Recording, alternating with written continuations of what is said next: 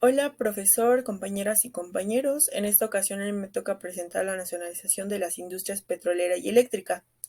Es importante mencionar que este tema toma gran relevancia porque algunas entidades financieras y grupos económicos ejercieron presión para revertir estas nacionalizaciones. Bueno, para continuar, me gustaría empezar con el concepto de nacionalización. Bueno, la nacionalización es un acto jurídico en el que se transmite a la nación la propiedad de medios de distribución o producción, bienes o servicios, en el que la explotación o control son propios de la nación. Este acto comprende de dos actos jurídicos. Por un lado, bueno, el primer punto es la adquisición de la propiedad de los medios, bienes o servicios en favor de la nación, ya sea por derecho público, como ocurrió con el petróleo, o por derecho privado, como la compra de acciones de las empresas eléctricas. El segundo punto sería la reserva en favor de la nación, explotación o control de estos medios, servicios o bienes. Ahora, ¿cuál fue la base constitucional que se tomó para tomar estas dos decisiones, es decir, la nacionalización petrolera y la eléctrica? Bueno, el artículo 27 de la Constitución de 1917 toma gran relevancia, ya que en ella se habla sobre la propiedad de la nación y los recursos del subsuelo. Esta fue redactada por una comisión que se encargó también de redactar el artículo 123 y algunos de sus integrantes son Julián Adame y David Pastrana. Entre los integrantes también de la comisión que dictaminó el proyecto fue Francisco Mujica. Posteriormente, Pastor Hughes, que era un miembro destacado, escribió que el propósito fundamental era el de que en la legislación mexicana quedara establecido como principio básico, sólido e inalterable que sobre los derechos individuales a la propiedad estuvieran los derechos superiores de la sociedad representada por el Estado. Esto con el fin de regular su repartición, uso y conservación. Las fracciones más relevantes del artículo 27 son la fracción 10, porque claramente en ella se puede entender que el titular de la propiedad de todos los recursos del subsuelo corresponde a la nación y el Estado por medio del gobierno federal y este otorga concesiones para el aprovechamiento o la explotación de estos recursos. También la fracción 11 es de gran relevancia porque en ella se afirma que la nación tiene el derecho de propiedad absoluta sobre todos los minerales y sustancias del subsuelo y que ningún gobierno podía tener facultades para ceder ese derecho a los particulares. Para dar paso al tema de la nacionalización de la industria petrolera, pues podemos entender por qué existía tanta tensión entre los gobiernos surgidos de la Revolución Mexicana y las empresas petroleras. También es necesario decir que fue hasta el gobierno de Lázaro Cárdenas cuando se logra esclarecer esta problemática relacionada con el petróleo. Para entender mejor cómo fue todo este proceso, lo explicaré de la siguiente manera. En el año de 1936 se formó el Sindicato de Trabajadores Petroleros de la República Mexicana, con el fin de reclamar la celebración de un contrato colectivo de trabajo y posteriormente, en mayo de 1937, estalló una huelga debido a las diferentes posturas que tenían entre los miembros. Para esto, el gobierno intervino y brindó una solución que era por medio de la intervención de la Junta Federal de Conciliación y Arbitraje. De este modo, el 18 de diciembre de 1937, la Junta Federal de Conciliación condenó a las empresas a pagar incremento salarial, lo que claramente provocó la molestia de las empresas buscando un amparo en la Suprema Corte. Sin embargo, este les fue negado y a pesar de esto, las empresas no cumplieron. De esta forma, Lázaro Cárdenas buscó una solución junto con Francisco Mujica y ellos estaban hablando sobre la expropiación. Mujica fue el encargado de redactar el proyecto de nación en el que se explicaba el decreto expropiatorio. Fue así como el 18 de marzo de 1938 el gobierno esperaba una respuesta positiva por parte de las empresas petroleras. Sin embargo, esto no pasó, por lo tanto se dio a conocer el decreto de la expropiación de los bienes petroleros, quedando claramente bajo control de la nación. Bueno, esta decisión causó en su mayoría el apoyo de los mexicanos, pero también había disgustos dentro del país y fuera, ya que había personas que estaban aliadas a las empresas petroleras e intentaron defender sus intereses.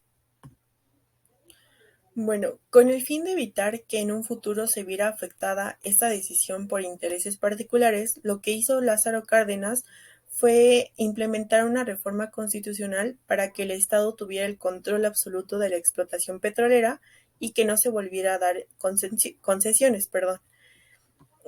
Bueno, así fue como el 29 de noviembre de 1958 se estableciera que solo la nación podrá llevar a cabo las distintas explotaciones que constituyen la industria petrolera, estableciendo todo lo que abarca la industria petrolera, exploración, explotación, refinación, entre otras. Otro punto también importante fue que en el artículo cuarto de la Ley Reglamentaria de 1958 se dispuso que la nación sería la encargada de la exploración, explotación del petróleo y todas las actividades de esta a través de Petróleos Mexicanos, Pemex y organismos subsidiarios. Es importante mencionar que durante la presidencia de Manuel Ávila Camacho y Adolfo López Mateos existieron una serie de reformas en cuanto al artículo 27. Por ejemplo, el 2 de mayo de 1941, Manuel Ávila Camacho había promulgado una ley en la que se aceptaba la participación de empresas privadas en las diversas etapas de la industria petrolera por medio de contratos. Pero el 1 de octubre de 1959, Adolfo López Mateos envió una iniciativa de reformas declarando que además de que no se otorgarían concesiones en relación del petróleo e hidrocarburos, tampoco se celebrarían contratos y tampoco subsistirían los que ya habían sido otorgados.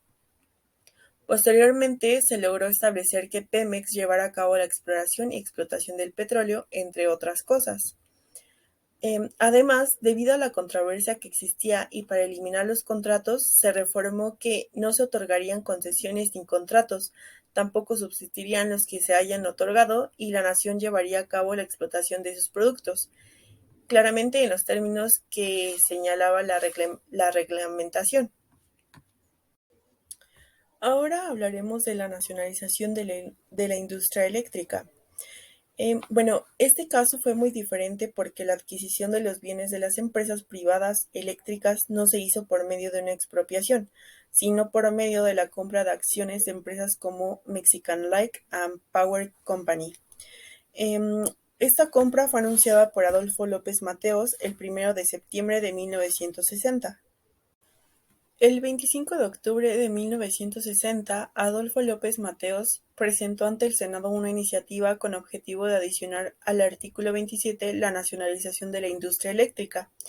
Esto con el objetivo de reservar de manera exclusiva a la nación la generación, conducción, transformación, distribución y abastecimiento de energía eléctrica que tenga por objeto la prestación de servicio público.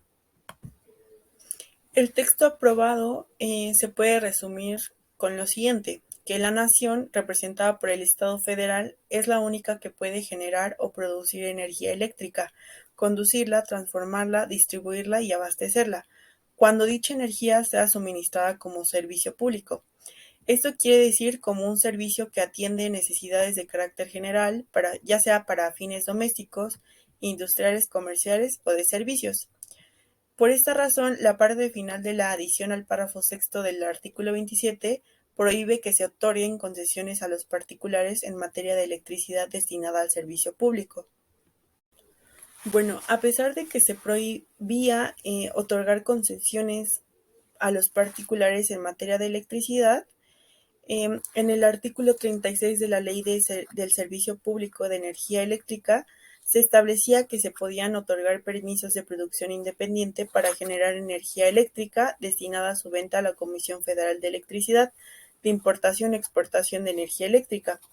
Claramente, estos permisos infringían la prohibición establecida en el artículo 27 constitucional, porque aunque la producción independiente de energía eléctrica tenga por objeto su venta a la Comisión Federal de Electricidad, esta necesariamente tiene que destinarla al servicio público, por lo que su intermediación no cambia la naturaleza y el destino de la energía eléctrica producida de forma independiente. es decir, que se trata de permisos que autorizan a los particulares para generar energía eléctrica destinada al servicio público. Bueno, ya para finalizar, el 22 de mayo de 2001 se publicó el decreto por el cual se reformaron y adicionaron diversas disposiciones del reglamento de la Ley del Servicio Público de Energía Eléctrica. Este fue expedido por el presidente Vicente Fox. Pero pues, ¿qué se pretendía? En él, pues, se pretendía ampliar los porcentajes de energía eléctrica que los abastecedores podían vender sin licitación pública a la Comisión Federal de Electricidad. Sin embargo, el Congreso de la Unión promovió la Controversia Constitucional 22-2001, en la que el Pleno de la Suprema Corte de Justicia de la Nación había determinado que el decreto impugnado era inconstitucional, ya que el Ejecutivo Federal fue más allá de las disposiciones legales que pretendió reglamentar, toda vez que desvirtuó la naturaleza jurídica de los permisos de autoabastecimiento y cogeneración. Y esto sería todo por mi parte. Muchas gracias.